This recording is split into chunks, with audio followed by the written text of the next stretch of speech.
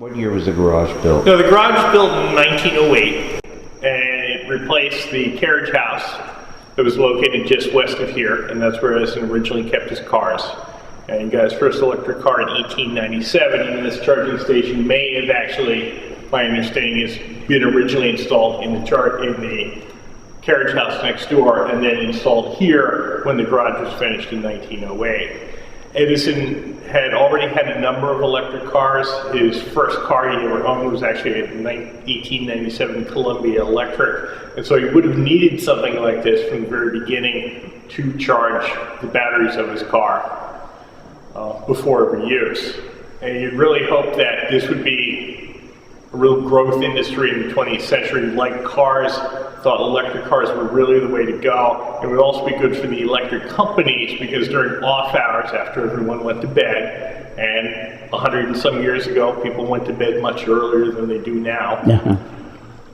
It would be something that would provide a use for electric generating stations. People could be charging their cars overnight when demand for electricity was low. And the idea was you would pull up your car and you would hook cables such as this one to the batteries and then charge the batteries overnight. And it's, direct current charging station, various gauges to monitor the flow of current in and, what the charge of the batteries were. And there were typically in very many cars 2 sets of batteries, some in the front, some in the back. One of Edison's Detroit Electrics actually has batteries in what we would call the trunk, as well as where the engine compartment would normally be. So the cables are quite long, and it's also possible you would have had to maneuver the car, but of course Edison had a chauffeur to do this for many years, and so he had people to do that. But the electric cars work fairly well given the time period. Ranges going upwards of 100 miles, test models going 200 miles on a charge, although the speed at which you did that, you traveled, and the demands you put on the engine going uphill, for instance, would cause the range to differ. They were very popular with women. There are several pictures of Mrs. Edison behind the wheel, or the tiller, as the case may be on some of the early cars, a tiller rather than a wheel. And wealthier urban women liked it because they could go shopping on their own. They didn't need to crank start it, which was extremely difficult, which the early cars had to do before the electric starter was developed for gasoline-powered cars. So they were very popular for a long time, but it would have been vital to have something like this. And these aren't often seen anymore. They would have been something that would have been in place for people who had electric cars, but for the most part they've disappeared. This is the only one I know of, so it really is a unique historic object that should be preserved to help tell the Edison story, and also the story of the development of the automobile in the early 20th century.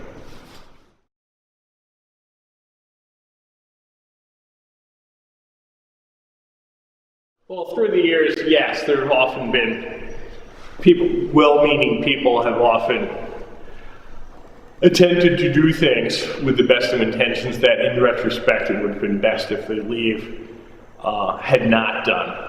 There's always a question about whether you want to keep it functioning or have it appear to be functioning or leave it as it was. So it was a question between conservation and preservation, and thoughts about what the best preservation techniques and conservation techniques have evolved through the years. So yeah, there are cases where, such as this, where things were done in the past that we would like to undo in the future to really keep it or bring it back to its historical appearance. So we don't have any hope of making it work again, but we want to make it look the way it looked so people can see and appreciate what it was. Yes, and also just in standard for preservation, some of the discoloration, the staining, the chemical stains, or other dirt and wear that has just accumulated on through the years, just being in place in an old building. it would be best for the object if we could clean it using modern preservation techniques, bring it up to the standards that some other objects in other parts of the laboratory have been brought through over the last 20 to 30 years with the help of the Edison Preservation Foundation, the Friends of Thomas Edison, National Historic Park, and other such organizations.